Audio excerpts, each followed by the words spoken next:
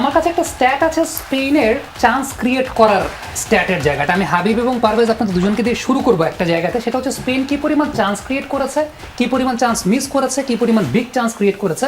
যদি ডিসপ্লেতে সেই পরিসংখ্যানটা আসে, আমি যদি বলি যে অপোনেন্টের এন্ডে 82টা চান্স ক্রিয়েট করেছে throughout the tournament Spain, বড় চান্স ক্রিয়েট করেছে 12টা, বড় চান্স মিস করেছে 8টা, আমার 81টা to be very exact. Habib, এই জায়গাতে যদি শুরু করি, আসলে স্পেনের এই টিমটা পজিশনাল ফুটবল খেলে, নিজেদের মধ্যে পাসিং করে, সেটা আমরা দেখছিলাম যে একটা বিশেষ প্রক্রিয়া তাদের প্র্যাকটিসও চলছে, যে খুব ক্লোজ বর্ডারে পাসিংয়ের জায়গাটা।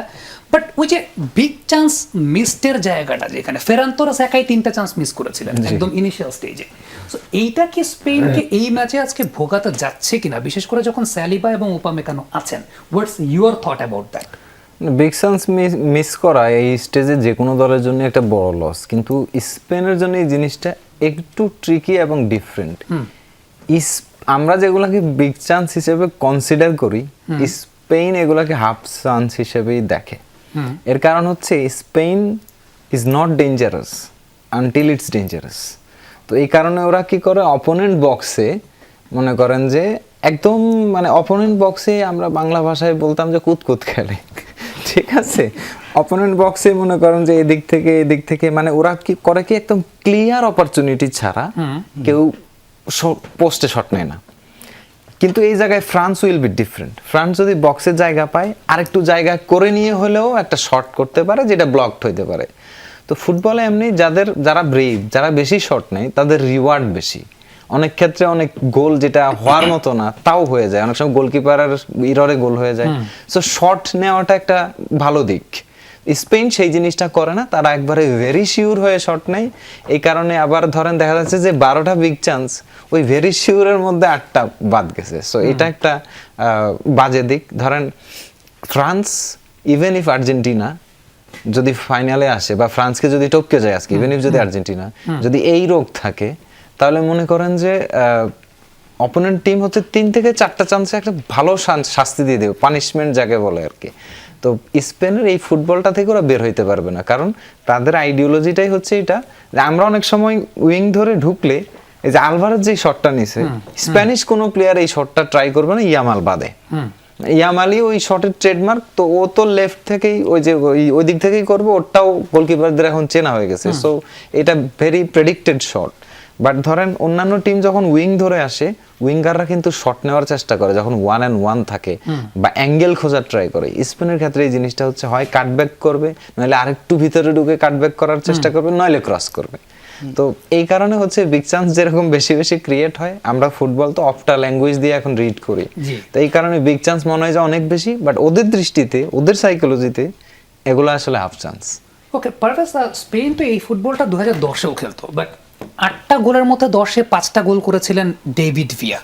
এই ক্যারেক্টারটার অভাব আসলে এই স্প্যানিশ টিমের কিংবা 10-এর পরবর্তী স্প্যানিশ টিমে আসলে দেখেন কিনা? কারণ তখনও স্পেন খুব বেশি বিগ চান্স ক্রিয়েট করতো না, যেটা করতো গোল কনভার্সন রেশিওটা বেশি থাকতো because of that particular person David Villa. এই জায়গাটা একটা অভাব দেখেন কিনা?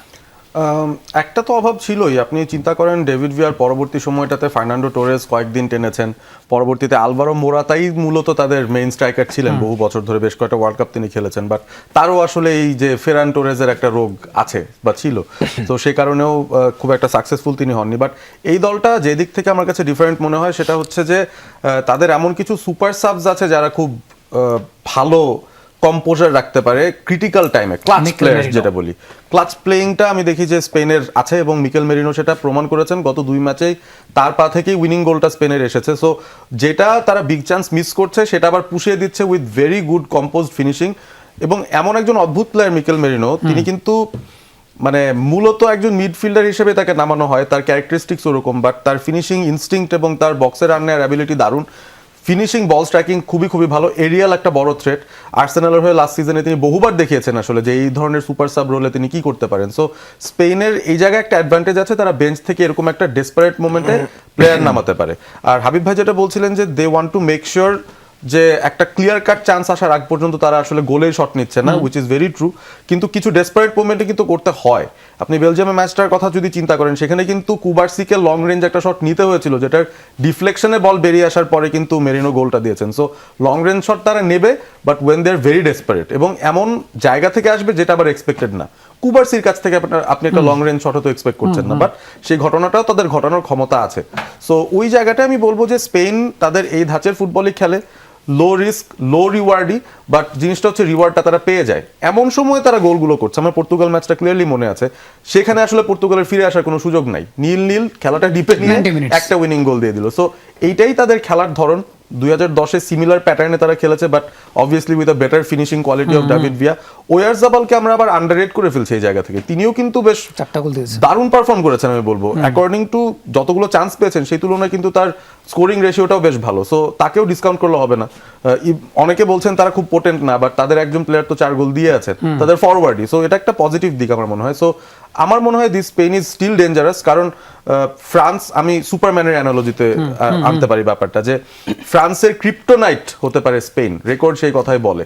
সো ফ্রান্স যতই দৌড়াক, যতই এনার্জি দেখাক, এই স্পেন যদি কেউ আটকাতে পারে এই ফ্রান্স দলটাকে, প্রবাবলি স্পেন, এবং হয়তো আজকের ম্যাচেও হতে পারে সেই ঘটনা। ওকে, এই স্পেন টিমটার এই পরিসংখ্যান দেখে তাদেরকে কতটুকু এগিয়ে রাখবেন? স্পেনের যদি আমি এর আগের খেলাটার কথা বলি, যে কোয়ার্টার ফাইনালে বেলজিয়ামের সাথে প্রায় 19টা শট নেয়, 19টা শটের মধ্যে 2টা ছিল বিগ শট। এই বিগ শট এবং 19টা শট তারা হচ্ছে যেভাবে খেলতেছে, পাসিং খেলতেছে এবং হিউজ পরিমাণ তারা পাস খেলে, কিন্তু ফিনিশিংয়ে গিয়ে তারা পুরোপুরি ব্যর্থ হয়ে যায়।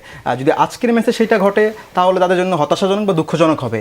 আমি এইটা নিয়ে যদি বলি যে স্পেনের যদি ফিনিশিংটা আজকের ম্যাচে ভালো করতে পারে, তবে এইটা আসলে কোনো ম্যাটার না যে তারা গত ম্যাচে কি করেছে, তবে এই লাইনে যদি খেলে তবে আজকের ম্যাচে তাদের হতাশাজনক ফলাফল হতে পারে।